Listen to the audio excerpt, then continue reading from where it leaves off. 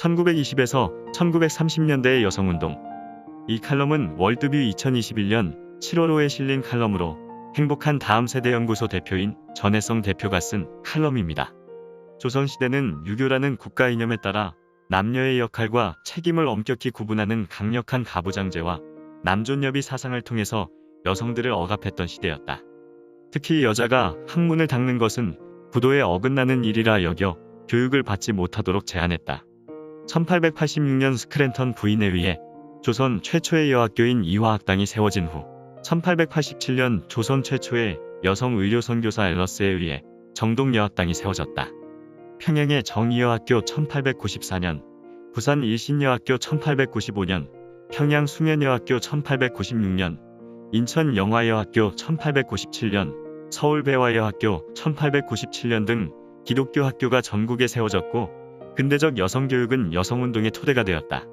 이 글에서 1920에서 1930년대에 일어난 여성운동의 흐름을 정리함으로써 오늘날의 페미니즘을 돌아보고 교회가 어떤 역할을 감당해야 하는지 생각해보고자 한다. 근대 교육과 여성의 자기인식, 변화. 남존여비 풍조로 인해 인간 대접을 제대로 받지 못한 조선의 여인들에게 복음은 자기 존재에 대한 완전히 새로운 자각을 불러일으켰다. 휘장세례의 주인공인 전삼덕은 재물과 명성을 모두 갖춘 양반가의 여인이었지만 남편의 첩살이도 묵묵히 감수하며 양반가의 법도에 따라 규범에 갇힌 삶을 살아가던 여인이었다.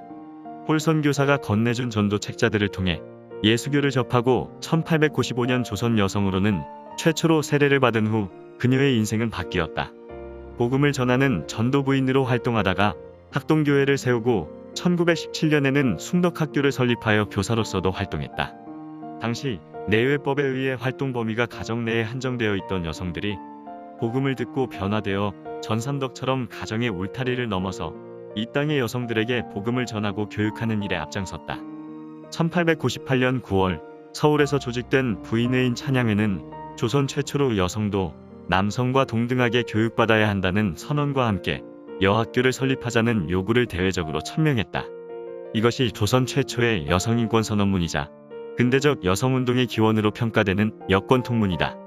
을사조약이 체결되자 구국을 위한 인재 양성의 필요성이 더욱 확산되면서 민족주의적 관점에서의 여성교육은 더욱 활발해졌다. 이 시기에 기독교는 복음 전파와 여성교육을 통해서 유교적 인습에 갇혀있던 조선의 여성들로 하여금 자기 존재에 눈을 뜨는 놀라운 의식의 변화와 함께 실용교육을 통해 전문적인 직업을 가질 기회를 주기도 했다. 여성, 가정, 사회, 국가 변혁의 중심이 되다. 근대화를 맞이한 조선인들의 가장 주된 관심사는 봉건적 인습 극복이었다. 근대사회 건설을 위해서 봉건사회에 대한 근본적인 변혁이 필요했고 이를 위해서 가정의 변혁, 특히 여성의 변혁이 필요했다.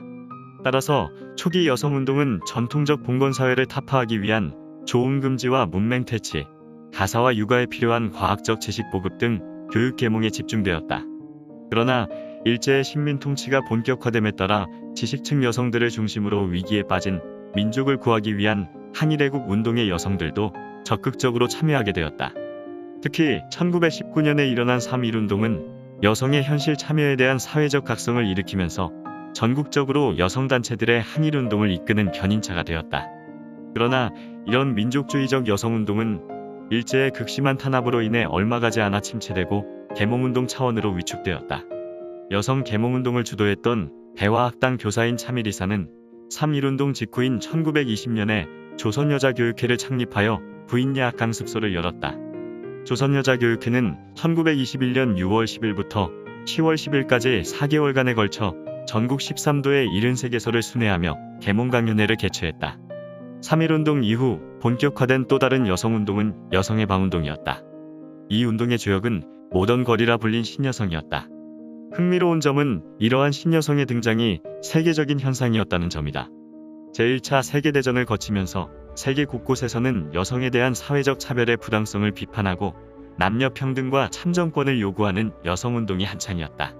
1893년 세계 최초로 여성 참정권을 인정한 뉴질랜드에 이어 1902년 호주, 1906년 핀란드, 1913년 노르웨이, 1915년 덴마크가 여성 참정권을 도입했다. 1917년 소비에트 연방, 1918년 캐나다, 1919년 독일과 네덜란드에서도 여성 참정권이 확립되었다. 여성에 대한 부당한 대우에 저항하며 남성과의 동등한 법적, 사회적 권리와 인간으로서 누려야 할 자유를 추구하는 이 자유주의의 물결이 억눌렸던 조선의 여인들을 덮었던 것이다. 1920년 3월 김일엽이 창간한 여성 잡지 신여자는 여성 해방운동 등장의 신호탄과도 같았다.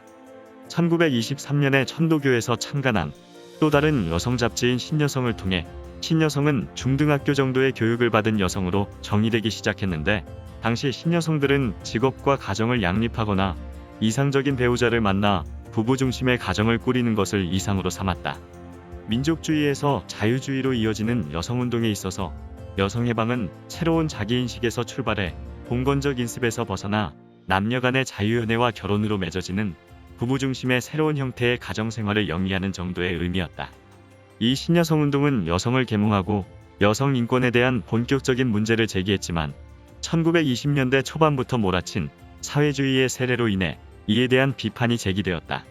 이 시기에 등장한 사회주의 여성운동은 자유주의 신여성운동에 대해 봉건적인 여성이 삶의 부분적인 변화에 만족하며 현실에 안주하도록 만들 뿐이라고 비판하면서 사회주의적 여성해방론의 논리 위에서 새로운 여성해방운동을 전개했다. 3.1운동 이후 자유주의적 여성운동이 타격을 입고 침체된 틈을 타서 사회주의적 여성해방론은 1923년 무렵부터 신문과 잡지 등을 통해 본격적으로 소개되기 시작했다. 마르크스와 엥겔스, 베벨을 중심으로 하는 서구 이론의 영향을 받아 여성 문제를 봉건주의나 식민지와 관련된 쟁점으로가 아니라 계급적 관점으로 보아야 한다는 주장이 급속히 확산되었다. 1924년 조선여성동호회가 조직되었고 1925년에는 허정숙, 주세죽, 김조희 등이 주축이 된 경성여자청년동맹이 결성되었다. 특히 경성여자청년동맹은 급진적 사회주의를 지향하며 사회주의 운동에 강력한 영향력을 행사했는데, 이들은 사회주의 이론에 근거해 여성운동을 남성의 억압에 대한 투쟁, 무산계급의 투쟁으로 전환했다. 여성운동이 양분화된 가운데 1927년 2월 통합된 한일운동을 위해 민족협동전선운동을 표방한 신간회가 창립되자 여성계에서도 여성운동 통합론이 일어났다. 이에 사회주의 여성운동가들과 계몽운동에 힘쓰던 기독교 여성 지도자들이 함께 1927년 5월 근우회를 조직했다. 근우회는 여성의 공고한 단결과 지위 향상이라는 이대 강령과 봉건적 굴레에서 벗어나는 여성 자신의 해방과 일제 침략으로부터의 해방이라는 이대 목표를 천명했다. 이것은 조선 여성을 우매하고 수능적인 인간으로 만들려는 일제의 식민정책에 대한 명백한 도전이었다. 따라서 근우회에 대한 일제의 강도 높은 탄압이 이어졌고, 조선여자기독교청년회연합회 YWCA 등을 중심으로 기독교 여성운동을 추진했던 유각경, 김환란, 황예스더, 최연희 등이 근우회에서 퇴진하자 근우회는 사회주의 운동가들의 동무대가 되었다. 이로써 민족주의와 사회주의 통합운동이라는 설립 취지가 퇴색하고 자금난까지 겹치자 1930년부터 근우회 운동에 대한 비판이 높아지기 시작했고, 결국 이런 내부적 상황과 일제의 탄압으로 해산되고 말았다. 철저히 남성 중심이었던 유교의 나라 조선에서 하나의 인격체로 존중받지 못했던 조선의 여인들은 1900년대 초 비로소 여성으로서의 자기 존재를 인식하기 시작했다. 기독교는 학교 교육을 통해 여성이 봉건적이고 억압적인 가족제도에서 벗어나 자신의 주체적 삶을 꾸려나갈 수 있도록 도왔다. 깨어난 신여성들은 남성과 동등한 인격체로서 자유롭게 연애하며 자신이 원하는 사람과 결혼의 가정을 이루는 소박한 꿈을 꾸게 되었다. 이들을 향해 여전히 봉건적 남녀인식에 머무를 뿐이라며 여성을 억압하는 가족제도 자체를 사회 모순으로 보아 계급투쟁으로서의 혁명을 외치는 여성들도 생겨났다.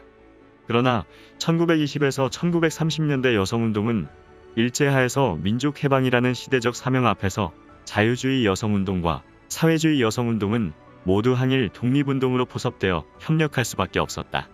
엄격한 남성 중심적 봉건사회의 굴레로부터 해방되고자 했던 조선의 여성들은 개인의 자유와 권리, 주체적인 삶을 추구하는 동시에 시대적 사명을 위해 남성의 조력자로서, 협력자로서의 역할도 기꺼이 감당했다. 때로는 남성들보다 더 강렬한 애국애족의 마음으로 개인의 삶을 포기한 채 치열한 투쟁의 자리에서 여성으로서의 존재감을 나타내기도 했다. 지금 대한민국은 건국 이래 유례없는 남녀 갈등으로 혼란스럽다. 남녀 불평등을 해소하기 위한 여성의 권리 주장이 도를 넘었다는 비판이 여기저기서 들려오기도 한다. 남성들이 사회 기득권인 양 행세하며 여성을 무시하고 억압하는 사회도 옳지 않지만 여성 인권에 관한 주장이 여성 우월주의로 가는 것도 옳지 않다. 이런 사회 흐름 속에서 특별히 교회는 이 세대에게 성경의 진리라는 명확한 기준을 가지고 올바른 남녀관계를 제시해주는 역할을 명확히 인식하고 이 일에 힘써야만 한다. 성경은 남자와 여자는 하나님의 형상으로 동등하게 지음받은 존재임을 말하고 있다. 2000년대 초반부터 나타난 급진적 페미니즘이 이 진리를 외면한 채 하나님의 형상으로 지음받은 남녀의 존재를 왜곡하고 남녀의 건강한 관계를 공격하고 가정을 이루지 못하도록 남녀를 가르고 있다. 급진 페미니즘으로 인해 젊은 여성들은 스스로 피해자 의식에 사로잡혀 비연애, 비성관계, 비혼, 비출산이라는 부자연스러운 사상의 프레임 속으로 빨려 들어가고 있다. 페미니즘의 공격은 교회에도 가해지며 성경적 남녀관계를 파괴하고 있다. 현대를 살아가는 우리에게 가장 필요한 것은 창조의 섭리를 회복하기 위해 창세기의 진리로 돌아가는 것일지 모른다. 대립과 혐오, 반목으로 치닫는 이 시대, 젊은 남녀들 사이에서 화목케 하는 제사장의 역할을 감당하는 교회들이 일어나기를 바란다. 더 늦기 전에 진리로 다음 세대를 세워야 한다.